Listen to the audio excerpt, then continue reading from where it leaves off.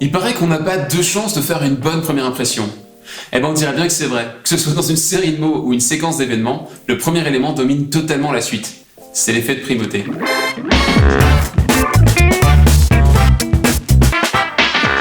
L'expérience qui a mis à jour l'effet de primauté remonte à 1946. Solomon Asch, psychologue et enseignant au Brooklyn College, a proposé un exercice simple à deux panels d'étudiants.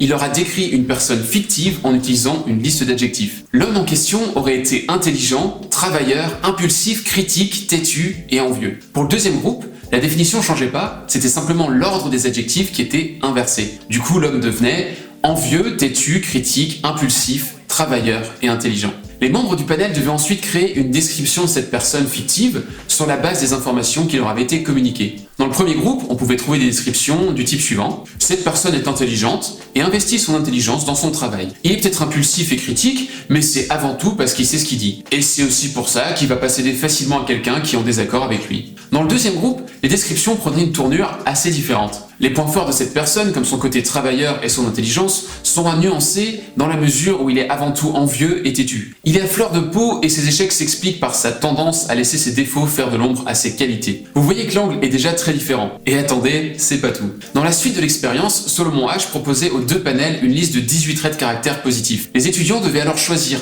dans cette liste, quelles qualités ils pensaient que la personne fictive pouvait avoir. Et bien ceux qui avaient eu la description avec les termes positifs en premier donnaient une meilleure note à notre cobaye fictif pour 14 des 18 qualités. Il le trouvait par exemple généreux dans 52% des cas, contre seulement 21% dans le deuxième panel. Donc, vous me jugez. Oui, Alors que vous me connaissez pas. oui, Bande de bâtards. ok boomer. Dans la même veine, une autre expérience menée par Edward Jones en 1968 montrait une vidéo à 3 panels. Dans l'enregistrement, une femme répondait à un questionnaire. Mais il y avait une version différente de cette vidéo, évidemment pour chaque panel. Le nombre des bonnes et des mauvaises réponses de la femme était toujours le même, 15 sur 30, mais leur ordre était différent. Dans la première vidéo, la cobaye répondait correctement au début et se trompait plutôt à la fin. Dans la deuxième, c'était l'inverse, les erreurs étaient au début et les bonnes réponses arrivaient à la fin. La troisième, c'était en fait une vidéo témoin, les bonnes et les mauvaises réponses étaient réparties au hasard. Bilan, les panels trouvaient la femme aussi compétente qu'elle réponde de mieux en mieux avec des erreurs au début, ou que ses réponses justes et fausses soient réparties au hasard dans la version témoin. Par contre, le panel qui voyait les réponses correctes au début la jugeait significativement plus intelligente. Encore une preuve de l'effet de primauté. Pour comprendre comment fonctionne ce biais cognitif, il faut s'intéresser à la fainéantise de notre cerveau.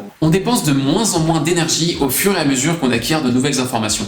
Un peu comme si notre matière grise se disait « ça va, j'en sais assez, le reste est superflu ». Cette explication empirique a été confirmée par une étude de Belmore et Hubbard en 1987. Dans leurs travaux, les deux chercheurs ont montré qu'on consacrait de moins en moins de temps à lire les différents points de la liste des caractéristiques d'une personne au fur et à mesure qu'on lisait les descriptions. Il y a aussi une forme d'application du biais de confirmation. On se forge une opinion au début de l'interaction et on ne relève ensuite que ce qui viendra la confirmer. Au passage, on va aussi teinter les termes neutres avec la couleur de notre première impression. C'est ce qu'on retrouve dans l'expérience de Asch. Non, pas lui. Lui. Quand il s'agit d'interpréter des adjectifs comme critique. Si on a déjà une opinion favorable, on va imaginer la critique comme un retour candide et positif, et inversement, si on a une vision défavorable de la personne, son côté critique va être vu comme de la méchanceté ou même de l'aigreur.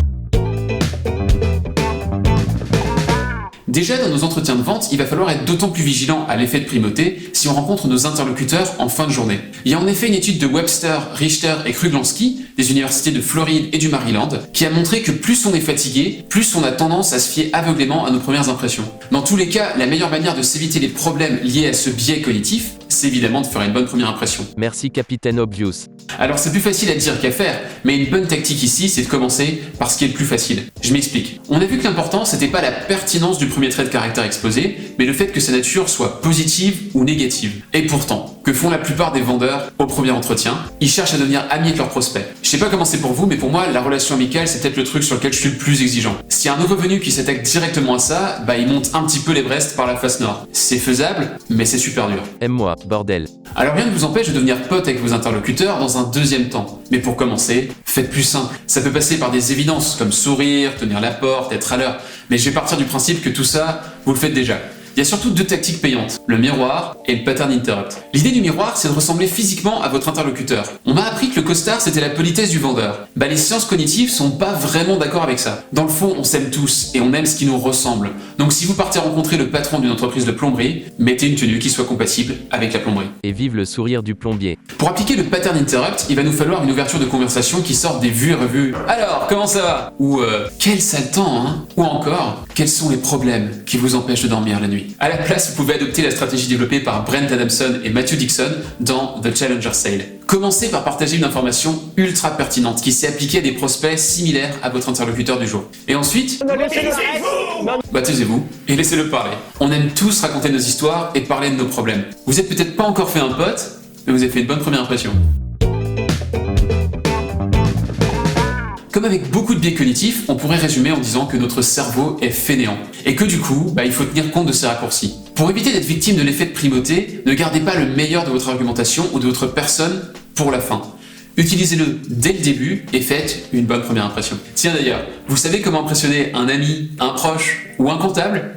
En lui partageant cet épisode, évidemment. Si vous êtes le premier à le faire, il sera évident pour lui que vous êtes une source de valeur inégalable. Et si je suis pas le premier à vous parler de l'effet de primauté, il me reste à espérer que je peux vous impressionner quand même grâce à l'effet de récence. Clin d'œil subtil. Vous avez vu ce teasing ? Maintenant vous n'avez pas le choix. Si vous voulez pas rater l'épisode sur le sujet, il faut vous abonner. À bientôt.